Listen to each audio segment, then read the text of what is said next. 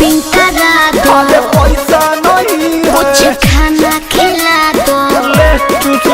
बाबू शॉपिंग करा दो, कुछ खाना खिला दो। तू तो है भिखारी सोना मेरे, सॉरी छोड़ मेरा तू पीछा। Bye bye bye bye bye bye. अरे हाय हाय हाय तोरा चक्कर में बेचे के पड़ी रे चाय। अरे हाय हाय हाय एकरा चक्कर में बेचे के पड़ी रे चाय।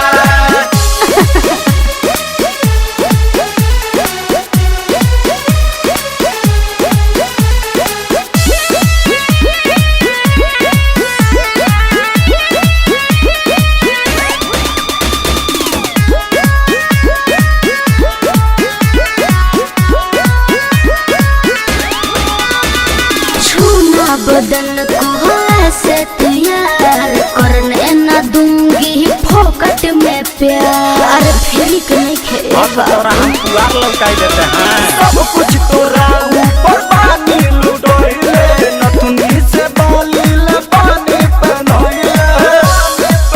मुझसे करता है प्यार तो कर इकरार, गिफ्ट में लाके देगा तू ट्राई ट्राई ट्राई। क्या करेगी? अरे खेलूंगी रे।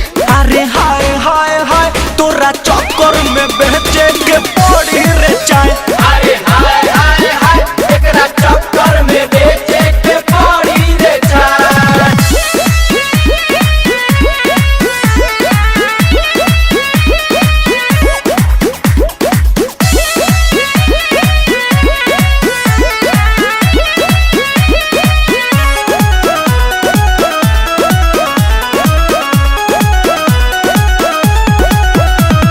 पीछे पीछे मेरे आता है क्यों, गुस्सा तो मुझको दिलाता है क्यों।